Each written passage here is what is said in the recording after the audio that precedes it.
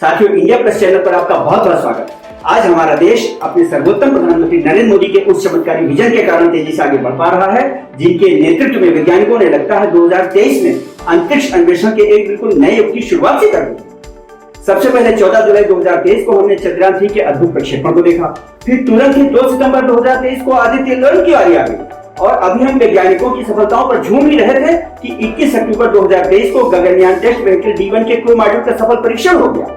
लेकिन रुकिए, अभी 2023 खत्म नहीं हुआ है। जुड़े रहिए हमारे साथ, क्योंकि इंडिया प्लस पर हम आदित्य एल1 और आगामी गगनयान मिशनों के रोमांचक जानकारियों के साथ साथ सूरज और पृथ्वी के बीच होने वाली ऐसी धमाकेदार बातचीत का वीडियो दिखाने जा रहे हैं जो आपने पहले कभी नहीं देखा। लेकिन शुरुआत करने से पहले आइए जल्दी से देख लें कि हमारे आदरणीय सूर्य और मैडम पृथ्वी की कौन कौन से टॉपिक्स पर चर्चा करने वाले हैं। पहला, लैग्रेंज पॉइंट L1 का रहस्य। दूसरा, कोरोनल मास इजेक्शन क्या है। तीसरा, सूर्यकंप, सूरज पर लगने वाले झटके। चौथा, सौर परमाणु संलयन, पृथ्वी की असीमित ऊर्जा का स्रोत। पांचवा, धरती और सूरज, मौसम क्यों बदल रहा है। छठा, जल चक्र, हमारे पर्यावरण की जीवन रेखा। सातवां, पृथ्वी का नर्तन और दिन और रात का रहस्य। आठवां, सूरज की देन, विटामिन डी का पूरा सच। नौवां, जीपीएस सेवाएं, ब्रह्मांड के आर पार। 10वां, सौर ज्वालाओं से जीवाश्म ईंधन बनने की रोमांचक यात्रा। 11वां, सूरज के दिल की धड़कन, सीस्मोलॉजी। 12वां, ओजोन कवच, पृथ्वी का सच्चा संरक्षक। 13वां, सौर विकिरण और उसके खतरे। 14वां, पृथ्वी की चुंबकीय शक्ति का निर्माण, क्यों और कैसे। 15वां, सूरज का अध्ययन, अंतरिक्ष से क्यों, पृथ्वी से क्यों नहीं। 16वां, आदित्य एल1 के पेलोड्स, उपकरणों की पूरी पड़ताल। 17वां, अंतरिक्ष प्रवास, सपना या वास्तविकता। और 18वां, इसरो की अंतर्दृष्टि, भविष्य के गगनयान मिशनों की झलक। But first thing first. नमस्कार, मैं आपकी मैडम पृथ्वी। आज मैं बहुत खुश हूँ क्योंकि आज पहली बार मैं सूर्य के इतने नजदीक जाकर अपने जन्मदाता आदरणीय सूर्य से सीधे बात करूंगी और उनसे बहुत से प्रश्नों के उत्तर लेने का प्रयास करूंगी। नमस्कार पृथ्वीवासियों, मैं आपका प्यारा और सबसे निकट का तारा सूर्य। आज मैं बहुत रोमांचित हूँ क्योंकि मुझे अपने ही बारे में प्रकाश डालने के लिए यहाँ आमंत्रित किया गया है।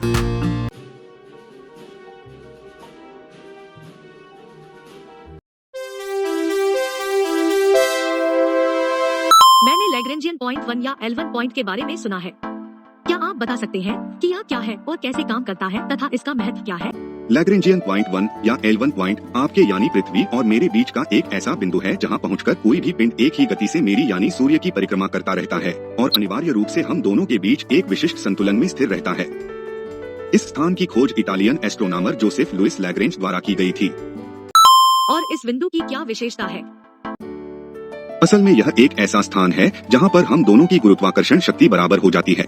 इसलिए कोई भी पिंड मात्र नाम मात्र का ईंधन खर्च करके पृथ्वी की भांति ही मेरी परिक्रमा कर सकता है। और दूसरे चंद्र और सूर्य ग्रहण के समय में सूर्य के अध्ययन में ग्रहण के कारण जो थोड़ी देर के लिए व्यवधान उत्पन्न होता है वह यहाँ पर नहीं होता। यानी यह स्थान ग्रहण होने के स्थान से बहुत ऊपर का स्थान है, इसीलिए यहाँ से निर्बाधित यानी एकटक मेरा अध्ययन किया जा सकता है। यह स्थान पृथ्वी की सतह से 15 लाख किलोमीटर दूर है। यहाँ पहुँचकर आदित्य एल1 क्या करेगा? यहाँ पहुंचकर आदित्य एल1 मिशन मेरे फोटोस्फीयर, मेरे क्रोमोस्फीयर और मेरे बाहरी कोरोना का विस्तार से अध्ययन करेगा। लेकिन आपने फोटोस्फीयर, क्रोमोस्फीयर और कोरोना के बारे में तो बताया ही नहीं। फोटोस्फीयर मेरा वह दिखाई देने वाला हिस्सा है जिसे मनुष्य उचित सुरक्षा उपकरण के साथ नंगी आंखों से देख सकता है, जबकि क्रोमोस्फीयर मेरा वह बाहरी भाग है जो पूर्ण सूर्य ग्रहण के दौरान केवल कुछ समय के लिए ही दिखता है। इसी क्रोमोस्फीयर के ऊपर मेरी सबसे गर्म परत कोरोना होती है। थोड़ी देर के बाद आप समझ जाएंगे कि इन सब का सटीक अध्ययन कैसे लैग्रेंज पॉइंट L1 से संभव हो पाएगा।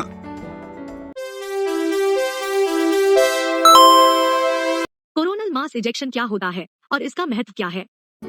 कोरोनल मास इजेक्शन में मैं यानी सूर्य अपने कोरोना से बड़ी मात्रा में प्लाज्मा और चुंबकीय क्षेत्र को अंतरिक्ष में फेंक देता हूँ। इस तरह की एक घटना में यानी एक कोरोनल मास इजेक्शन में अरबों टन आवेशित कण बहुत तीव्र गति से विक्षेपित होते हैं। इनमें इलेक्ट्रॉन, प्रोटॉन और सौर प्लाज्मा की मात्रा काफी अधिक होती है।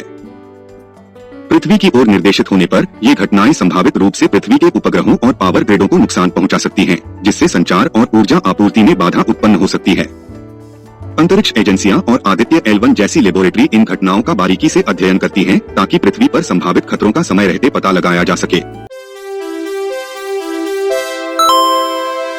मैंने पृथ्वी पर भूकंपों के बारे में सुना है, लेकिन सुना है कि आपकी सतह पर सूर्यकंप यानी सनक्वेक्स आते हैं।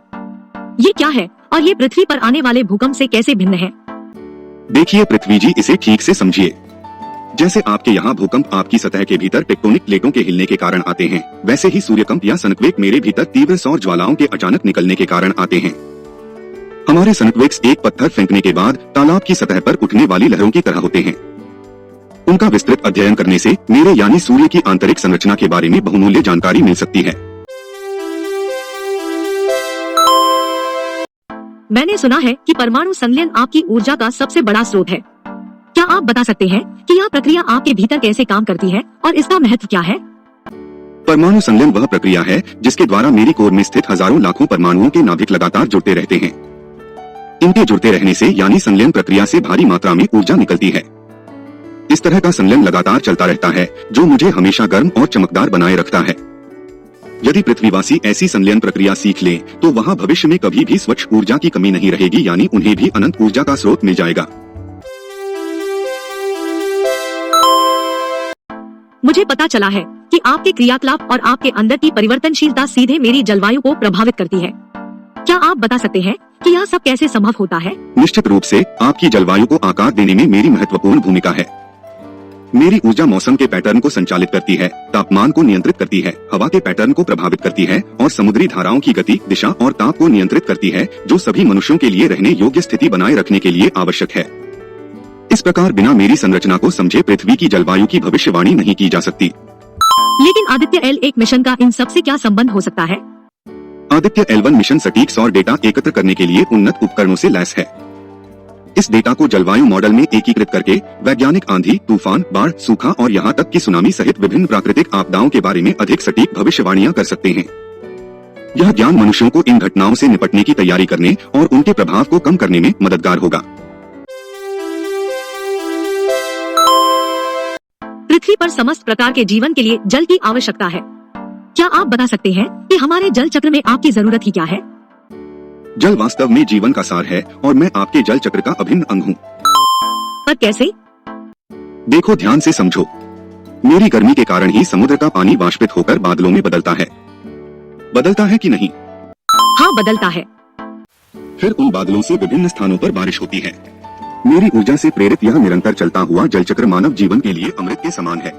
इसमें कोई आश्चर्य की बात नहीं है कि मनुष्य सदियों से इसी कारण से मुझसे यानी सूर्य से आकर्षित होता रहा है और इसे बेहतर ढंग से समझने की कोशिश कर रहा है। जब दिन निकलता है तब लोग अपने काम में लग जाते हैं और जब रात होती है तो लोग सो जाते हैं। सुबह, दोपहर, शाम, दिन और रात, सप्ताह, महीने और साल सब कुछ आप पर ही कैसे निर्भर होता चला गया? देखो, असल में मैं पृथ्वी के लिए एक तरह से टाइमकीपर की तरह कार्य करता हूँ। प्रतिदिन मेरा उदय और अस्त होना पृथ्वी पर दिन और रात के चक्र का निर्माण कर देता है, जो नींद के पैटर्न और दैनिक गतिविधियों को विनियमित करने के लिए नितांत आवश्यक है। यदि यह दिन रात का चक्र न हो तो मानव जीवन अव्यवस्थित हो जाएगा। क्या आप ऐसी पृथ्वी की कल्पना कर सकती हैं, जहां हमेशा दिन ही दिन रहे, रात कभी न हो, या फिर हमेशा रात ही रात रहे, दिन कभी न हो?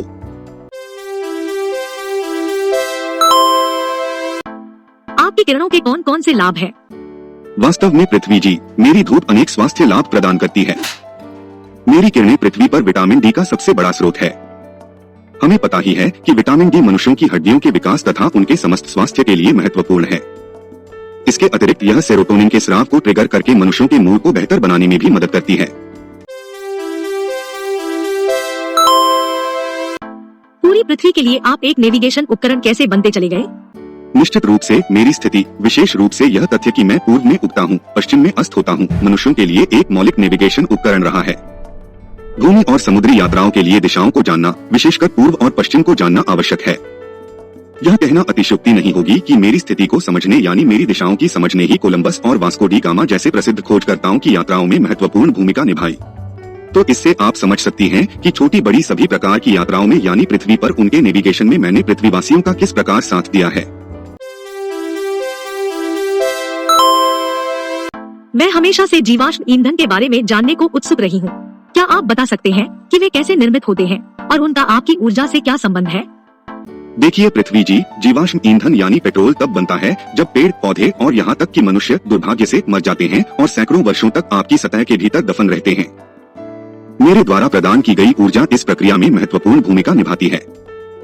समय के साथ वे कार्बनिक पदार्थों से क्रिया करके मीथेन गैस, पेट्रोल और डीजल जैसे जीवाश्म ईंधन में बदल जाते हैं, जिन्हें बाद में क्रूड ऑयल के रूप में निकाला जाता है और मनुष्यों द्वारा पेट्रोल, डीजल आदि के रूप में उपयोग किया जाता है। मैंने आपके कंपनों के बारे में बहुत बातें सुनी है। क्या आप बता सकते हैं कि आप लगातार हिलते क्यों रहते हैं? मेरा मतलब है लगातार कंपन क्यों करते रहते हैं? असल में मेरे भीतर होने वाले निरंतर कंपन मेरे अंदर निरंतर चलते रहने वाली गतिशील प्रक्रियाओं का परिणाम है। यह एक तारे के दिल की धड़कन की तरह है। ये कंपन गर्म गैसों की गति तथा मेरे भीतर चुंबकीय क्षेत्रों की परस्पर क्रिया के कारण होते रहते हैं। मेरे अंदर की गर्म गैसें जब मेरी ही चुंबकीय क्षेत्रों से टकराती हैं, तो उनमें कंपन होने लगता है। मेरे अंदर के तीव्र कंपन वैज्ञानिकों को यह संदेश देते हैं कि मेरे सतह के अंदर कुछ न कुछ गतिमान है या घटित हो रहा है। हीलियोसिस्मोलॉजी में मेरे इसी प्रकार के कंपनों की विभिन्न प्रकार की फोटो लेकर फिर उनका तुलनात्मक अध्ययन किया जाता है और कंपन के कारणों का विश्लेषण किया जाता है। ओजोन परत क्या है और यह कैसे पृथ्वी का सुरक्षा कवच बन गई? पृथ्वी के वायुमंडल में 10 से 30 किलोमीटर की दूरी पर ओजोन गैस की एक परत पाई जाती है, जिसमें ओजोन गैस की सघनता अपेक्षाकृत अधिक होती है। ओजोन ऑक्सीजन का ही एक प्रकार है, इसीलिए इसे O2 की बजाय O3 के संकेत से प्रदर्शित करते हैं। यद्यपि इसकी मोटाई मौसम और भौगोलिक दृष्टि से बदलती रहती है, पर पृथ्वी के पूरे वायुमंडल का 91% से अधिक ओजोन इस लेयर में मौजूद है। ओजोन की परत की खोज 1913 में फ्रांस के भौतिकविदों फेब्री चार्ल्स और हेनरी बुसोन ने की थी। वैज्ञानिकों ने जब सूर्य से आने वाले प्रकाश का स्पेक्ट्रम देखा, तो उन्होंने पाया कि 310 नैनोमीटर से कम वेवलेंथ का कोई भी रेडिएशन सूर्य से पृथ्वी तक पहुंच ही नहीं पा रहा था। स्पेक्ट्रम का वह हिस्सा बिल्कुल खाली था। बाद में स्पेक्ट्रम का यह खाली हिस्सा ओजोन नाम के तत्व से पूरी तरह से मैच कर गया, जिससे वैज्ञानिक जान गए कि पृथ्वी के वायुमंडल में ओजोन ही वह तत्व है जो कि पराबैंगनी किरणों को सोख ले रही है। यह ओजोन परत मुझसे यानी सूर्य से आने वाली हानिकारक पराबैंगनी किरणों को पूरी तरह अवशोषित करके पृथ्वी के लिए एक सुरक्षा कवच की तरह कार्य करती है। इस सुरक्षा कवच के अभाव के कारण ही दूसरे ग्रहों पर जीवन नहीं है। पर हमारी ओजोन लेयर लगातार पतली कैसे होती जा रही है? ओजोन परत के पतलेपन का प्राथमिक कारण घरों में एयर कंडीशन और रेफ्रिजरेटर का व्यापक उपयोग है। इन उपकरणों में अक्सर नाइट्रिक एसिड और क्लोरोफ्लोरोकार्बन जैसे विषैले पदार्थ प्रयोग किए जाते हैं, जिन्हें फ्रेयान भी कहा जाता है। जब हम एसी और रेफ्रिजरेटर का उपयोग करते हैं, तो उनसे अत्यधिक मात्रा में हानिकारक फ्रेयान गैस के अणु निकलते हैं। ये अणु नष्ट नहीं हो पाते और ऊपर उठते उठते ओजोन परत तक पहुंचकर ओजोन कणों से अभिक्रिया करके ओजोन कणों को नष्ट कर देते हैं। जितने ज्यादा ओजोन कण नष्ट होते जाते हैं, ओजोन लेयर उतनी ही पतली होती चली जाती है। इसलिए पृथ्वीवासियों को चाहिए कि वे इन हानिकारक रसायनों का उपयोग कम से कम करें, यानी एसी और रेफ्रिजरेटर का उपयोग कम से कम करें। तभी आपकी सतह पर सभी जीवित प्राणियों के लिए एक स्वस्थ और सुरक्षित वातावरण को सुनिश्चित किया जा सकता है। अन्यथा यह समझा जाएगा कि पृथ्वीवासी स्वयं अपने पैरों पर कुल्हाड़ी मार रहे हैं। मानव की अंतरिक्ष यात्रा में वृद्धि के साथ मैं उन संभावित विकिरण खतरों के बारे में चिंतित हूँ जिनका अंतरिक्ष यात्रियों को अपनी यात्रा के दौरान सामना करना पड़ सकता है। क्या आप मुझे अंतरिक्ष यात्रा में सौर विकिरण से जुड़े जोखिमों के बारे में और बता सकते हैं? हाँ, क्यों नहीं।